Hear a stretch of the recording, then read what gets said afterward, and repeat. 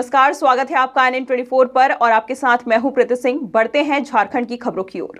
ताजा मामला यह है कि खलारी थाना अंतर्गत 2 कोल एरिया है, जिसमें एक NK एरिया CCL और दूसरा पीपरवार एरिया CCL है। इन दोनों कोल एरिया की तरफ से लगभग 700 लीटर डीजल थाना को गश्ती के लिए मुहैया कराया जाता है। इसकी सूचना RTI के माध्यम से मिली है। इसके साथ ही राज्य शासन से भी प्रतिमाह 670 लीटर डीजल थाना को दिया जाता है। यह बात थाना के द्वारा बताई गई है। इसके साथ ही खलारी थाना को प्रति माह लगभग 1400 लीटर डीजल कुल मिलाकर मिलता है। अब यह आश्चर्य की बात है कि रोजाना खलारी थाना प्रभारी फरीद आलम 400 किलोमीटर रोजाना कहां गश्ती करते हैं। इनके खिलाफ खलारी प्रमुख ने भी इस मामले को लेकर DGP झारखंड को एक शिकायत पत्र भी दिया है।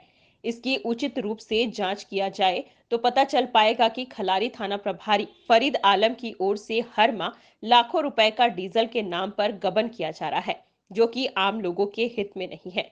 जनता के पैसों का इस तरह से गबन किया जाना कहां तक जायज है।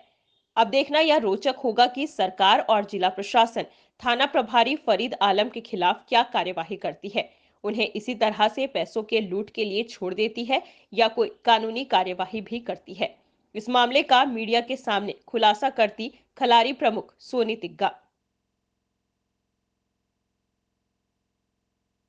मैं प्रेस मीडिया के माध्यम से आप लोगों को एक सूचना देना चाहती हूँ, जो कि हमारे खलारी प्रखंड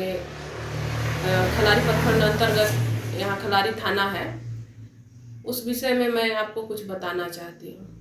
जो यहाँ के थाना प्रभारी हैं, जिनका नाम फरीद आलम है, उसके विषय में मैं कुछ आपको बिंदुओं में बताना चाहती हूँ।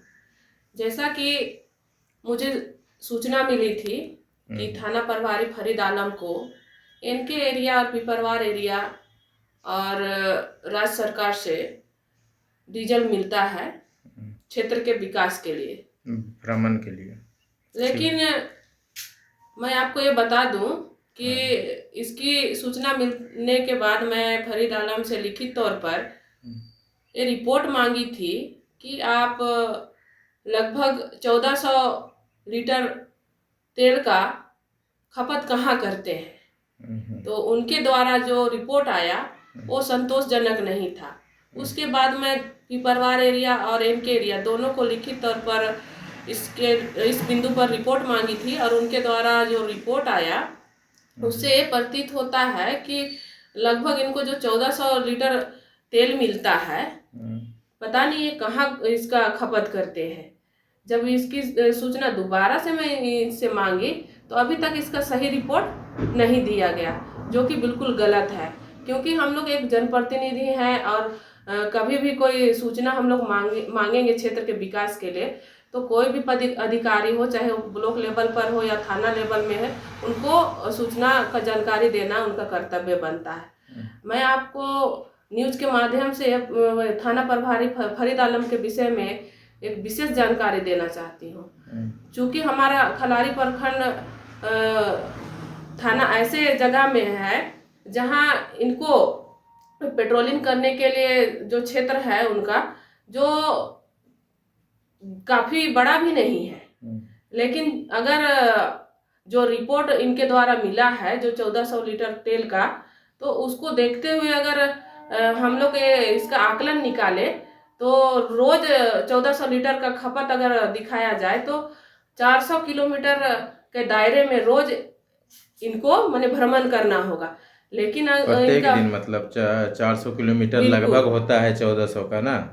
1400 का मतलब कैलकुलेट कीजिएगा। हाँ। तो एक दिन इनको 400 किलोमीटर भ्रमण करना। इतना बड़ा तो आपका क्षेत्र भी नहीं है। नहीं, हमारा खलारी प्रखंड के थाना प्रभारी फरीद आलम का इतना बड़ा क्षेत्र नहीं है। तो वे तेल का मतलब उपयोग कहाँ कर रहे हैं? तो जाहिर सी बात है, लगता है कि इसमें मतलब बहुत बड़ा गबन हो रहा है। इससे तो यही प्रतीत होता है कि एकदम बड़े पैमाने पर मुझे तो प्रतीत होता है कि सारे तेल को बेच देते हैं। इसकी सूचना आपने उच्च अधिकारी को दी थी? इसकी सूचना मैं ऊपर में SP और DIG साहब को और IG साहब को भी दी हूँ, लेकिन अभी तक इस पे कोई कार्रवाई नहीं हुआ है। अच्छा अच्छा। तो मतलब ऐसा लगता है कि ये डीजल का मतलब बड़ा चोरी है। डीजल का इसमें बड़ा चोरी है। जब अगर ये डीजल का चोरी कर सकते हैं इतना, तो आप इससे आकलन लगा सकते हैं कि इनके कार्यकाल में फरीद आलम के जो ऐसे बहुत से घटना घटी हैं जिसका अभी तक खुलासा नहीं हो पाया है। मैं तो ये कहना चाहती हूँ कि इनके ऊपर ऐसे उच्च अधिकारियों का संरक्षण बना हुआ है, तभी अभी तक इनका ना ट्रांसफर हुआ है ना इनके ऊपर कोई कार्रवाई हुई है। अच्छा, तो मतलब आप क्या चाहते हैं कि फरीद आलम पे क्या हो?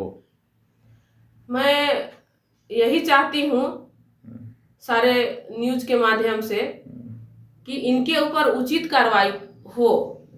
और आए दिन यहाँ कुछ ना कुछ घटना घटती है जिसकी सूचना मैं फोन के माध्यम से देती हूँ कि अगर ये प्रखंड स्तरीय मामला है जो कि पंचायत में सुलझाया जा सके, उनको आप केस के रूप में मत लीजिए।